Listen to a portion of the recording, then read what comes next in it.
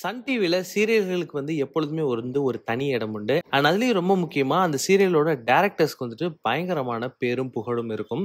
And அதுலயும் ரொம்ப முக்கியமான டைரக்டர் அப்படின்னு எடுத்துட்டோம் அப்படின்னா, அதுல திருமுருகன் அவர்களுக்கு ரொம்பவே ஒரு முக்கியமான இடம் உண்டு.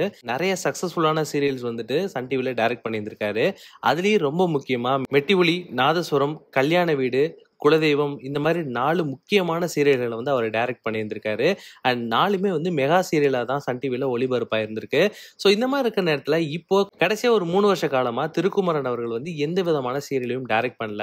அண்ட் அவரோட ஃபேன்ஸ் நிறைய பேர் ஏன் இவர் சீரியல்லாம் டைரக்ட் பண்ணல, நீங்க சீக்கிரம் சீரியலை டைரக்ட் பண்ணுங்க, உங்க சீரியல் பயங்கர யதார்த்தமா இருக்கும், அண்ட் ஒரு நார்மல் ஃபேமிலியில என்னென்ன விஷயங்கள்லாம் நடக்குமோ அந்த மாதிரி தான் உங்க சீரியல் இருக்கும், பயங்கர காமெடியாகவும் இருக்கும், அண்ட் அதே சமயம் நிறைய விஷயங்கள் நீங்க சொல்லிடுவீங்க, ஸோ ஏன் நீங்க சீரியல் டைரக்ட் பண்ணல அப்படின்ற மாதிரியான கேள்விகளை கேட்டுட்டு இருந்த நேரத்தில் தமிழ் புத்தாண்டு அன்னைக்கு அவரோட அடுத்த சீரியல் அப்டேட் ஒன்று கொடுத்திருக்காரு. அண்ட் அவர் சன் டிவில ஒரு முக்கியமான சீரியலை டைரக்ட் பண்ண போறதாகவும் சொல்லியிருந்திருக்காரு.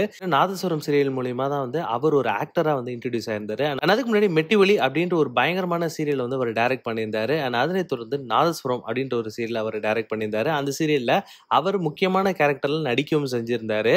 அண்ட் அந்த சீரியலுக்கு பயங்கரமான வரவேற்பு இருந்துச்சு. ஸோ இப்போ நாதஸ்வரம் 2 தான் வரப்போகுது அப்படின்ற மாதிரியான அப்டேட்ஸும் நம்மளுக்கு கிடைச்சிட்டு இருக்கு. அண்ட் அது மட்டும் இல்லாமல் இன்னும் ஒரு சிலருக்கு என்ன சொல்றாங்க அப்படின்னா, இந்த சீரியல் மெட்டி ஒலி 2வா இருக்கிறதுக்கான வாய்ப்புகளும் இருக்கு அப்படின்ற மாதிரி சொல்லிட்டு இருக்காங்க. அண்ட் கொஞ்ச நாளைக்கு முன்னாடி தான் இந்த சீரியலோட ஆடிஷன் நடந்து முடிஞ்சிச்சு. ஸோ ஆடிஷன் நடந்து முடிஞ்ச நிலையில நிறைய பேர் அதுக்கு செலக்டும் ஆயிருந்திருக்காங்க.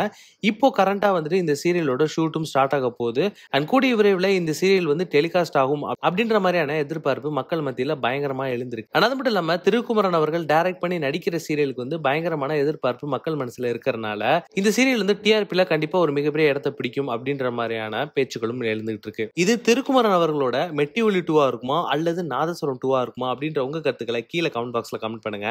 மறக்காம we talk is YouTube channel subscribe பண்ணி அந்த பெல் ஐகானை தட்டி விட்டுருங்க.